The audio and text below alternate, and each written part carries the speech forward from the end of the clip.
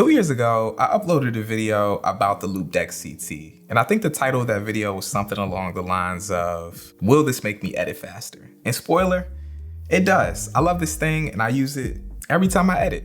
If I'm traveling, I take it with me. If I'm not using it, I feel naked. So in this video, I kind of just want to give you like a 2-year update in case you were thinking about this system or you think that this system is a gimmick like I thought it was. It's not. It's actually a really good system and I use it all the time. I also want to show you some of the new features as well because this thing has gotten so much better since when I got it 2 years ago. It's a new open source application called Command Post, which gives you a ton more functionality than when I first got this thing. So I'm gonna hop inside of Final Cut. I'm gonna show you how I use it there.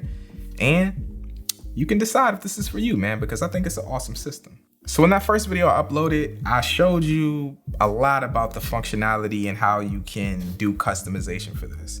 On the Loupedeck on the left side, you can see these knobs. These knobs also press in, so they're buttons as well. Same thing over here on the right side. You have a bunch of different mini screens right here in the middle. Then you have all of these buttons right here, and all of this is customizable. I have this open spot right here on my mini screens on my Loupedeck CT, and say I want to fill this with an effect or a title or a generator from a company that's not already inside of Final Cut. Like I bought this from a different company. So for me, Color Finale is like that one plugin that I use for everything to color grade and do all that stuff, right? So if I go down here to Command Post, this is after I've already installed and done all that stuff. I can go in and I can search for Color Finale Pro.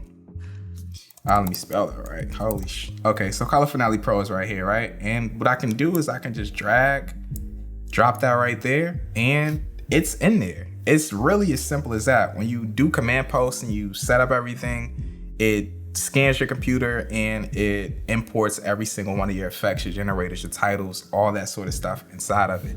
And then you can use that stuff with the Loupedeck, and it's really simple to do. So if I go click on a clip like this one right here and I want to add in my Color Finale that I just added, I just press it right there and boom, you can see inside of the effects for the clip is added. It's really that simple. So if I have to take my hands off of this console at all, it's an inconvenience and I shouldn't have it. So I basically just customize this to every single thing that I need, and I'm able to just stay here. All right, so let's just go over these knobs first. So when I first got the Loupedeck, I couldn't do a lot of this stuff. Like I couldn't use my scroll wheel over here to adjust the scale of a clip, or I couldn't use this second scroll wheel right here to adjust the position of the clip, or I couldn't use this right one right here to adjust the crop of the clip. You know what I mean? Like all of these things right here are brand new, and these are possible by using the open source application Command Post. Command Post is awesome as well because it just gives you different functionality features inside of Final Cut that aren't already there as well. So I highly recommend you check that out even if you don't have the Loupedeck. So with my scroll wheel over here on the left side, if I press this in, this gives me a brand new marker, which is great when I'm doing music videos or if I want to pinpoint exactly where I want a new title or something like that. This is awesome. This one down here, if I press this, it just enables the snapping feature inside of the timeline. If I want to snap exactly to that marker or another cut inside of the timeline. This one right here, this button, this is great because I use basic titles all the time. So if I press this one right here, it just throws out a basic title right there at that point. I don't have to go into the menu over here to the titles and find it.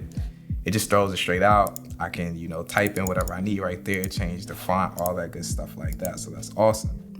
Another thing that I do quite frequently inside of Final Cut Pro 10 is I have to lift my clips from the storyline. For music videos, I don't really use the magnetic timeline like that, so I just lift my clips from it. So this right scroll wheel over here at the top, right? If I press that, it lifts it. If I press it, the one below it, it drops it right back into the storyline, which is awesome. Whenever I'm editing, I want to get some stuff out of the storyline, boom, boom, move it over, get it away from that. It's awesome to do that. And this bottom one right here, I use this one for scrubbing from clip to clip. So if I scrub it over, you can see it goes to the next cut inside of the timeline. It can go right there, boom, boom, boom, boom, boom. And it's great for that. So that's awesome. That's how I use my scroll wheels. And these little mini screens over here have a bunch of different functions as well. You can already see. If I want to delete, I can press that, boom. If I want to disable the clip, boom. If I want to disable my adjustment layer, boom, I can press that right there. If I want to toggle the effects on and off on my adjustment layer to see what my color grade looks like before and after, I got that right there, which is awesome. Or say I'm in a storyline and I want to delete a clip, but I don't want it to snap back with the magnetic timeline. I could just press replace with gap, and it'll delete the clip out, but it'll leave the gap right there, which is awesome. Then you got trim the playhead, which is awesome. And it's a bunch of different other things as well that I have. So this button right here, what this does is it applies my favorite color plugin inside of Final Cut. So if I just press 8 on this clip right here, you can see, boom, it added Color Finale Pro to my clip. I don't have to go into here and find Color Finale Pro. I can just press a button and it'll apply right there. And another thing that I tend to use pretty often are adjustment layers. So if I press 7, it'll import and drop out a brand new adjustment layer right there for me to use. My base grade, I could just drag that over top of my whole video. Then anything that I do to this, it'll adjust the clips under. So say like I want all the clips under this to be smaller, I can just adjust the scale right here with my left knob and bring that up and down. It's awesome. And it comes in pretty handy, man. When I do my YouTube edits, I tend to like punch in if I have a cut. You can see like right here, this clip right here is punched in a little bit more. I can just boom, I can cut my clip with the E right there. Then I can go to my next clip right here, scrub over to it, and then I can adjust the scale of it so I can punch it in. If I want to adjust the position of it, I can just adjust the position with this left scroll wheel. So it's a bunch of different things that you can do with these scroll wheels. And since this brand new command post application has been added, these things weren't possible. Like you couldn't adjust the scale, you couldn't adjust your crop, you couldn't adjust your rotate. So it's a bunch of cool things that you can do right there. So that's pretty much how I use it, man. These other buttons right here have some different functions as well. If I want to set my in and out point, I use this 4 and 5 keys right here. And this big scroll wheel is great for just press and play. I don't have to hop into my keyboard. I can just press play from here. Pretty much every single thing that I need to do, I can do right here between this Loupedeck and my mouse. I also have some custom buttons on my mouse as well, like cut and delete. So if I want to do that, boom, boom, I could do that from my mouse. So between these two things, the functionality is crazy. If I ever need to color grade a clip and I'm not using Color Finale, or Color Finale is not compatible with the version of Final Cut, I'll just use the built-in features like the color wheels and the color board and all that sort of stuff. So I just kind of want to show y'all what that looks like using the Loupedeck, because it's way better than using the mouse. These little dials make the slightest adjustments so much easier to do. So if I press 2, it'll take me into my color. And from here, all I have to do is press color wheels, and I'm gonna add a color wheels to this clip. And I have a bunch of different options that I can use right here. So I have the global adjustment, which is already here. And with this, I can just put my finger on it and I can just kind of move it around to adjust the global color. I'm not gonna lie, I don't use like that. I don't find it to be the best. It's not that great, honestly. It's not that precise. I guess that's the word I'm looking for. It's not that precise. So what I like to do is I like to just hop into individuals, like the shadows, the midtones, and the highlights, and then from there I can adjust different dials. So with this clip, I know for starters I need to, it's already adjusted to a LUT. So I want to adjust the temperature. I want it to be warmer. So I'm gonna go back to the color wheels. And over here on the left side, I have a temperature slider. I'm just gonna keep sliding this over to the right until it gets as warm as I want it to be. I want him to be like super warm in this shot, right? Like super warm. So that's what that looks like. So that's before, that's the after when we adjusting the temperature. I'm gonna shift it some more that way. And another thing I can do is I can hop straight into my midtones, which I want to adjust. So I click on midtones, so you can see that this dial right here changed to midtones. And from here, I can adjust it. So if I bring it down like that, it'll bring the midtones down ever so slightly. And that looks good right there. And then another thing that I can do with the midtones is I have simple adjustments that I can do with the midtones as well. So if I click on midtone dials, I have adjustments that I can do as well. So I can adjust the individual midtone reds. If I want to bring more red into that, I can do it right there.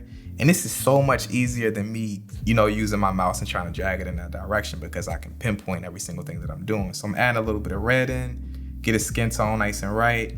Then if I want to add in some yellow, I can just subtract some of that blue from that, and that looks good. If I want to hop into the highlight dials, I can bring in some more yellow into the entire shot like that. That looks a little too yellow, so I want to add in some red to it to make it more orange.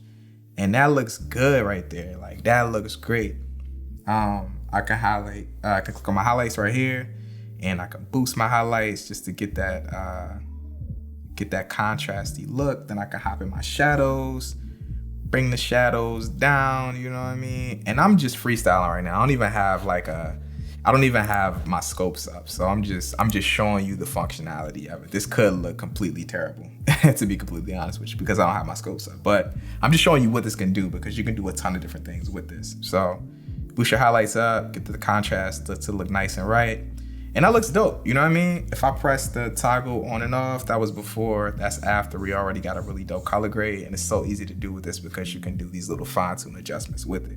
That's how I use the Loupedeck. That's just like super surface level. It's way more things that you can do with this. You can do different command strings. You can hop inside a Lightroom and you can change the dial for when you're coloring photos. You can hop in Premiere. It's a ton of different things that you can do with it.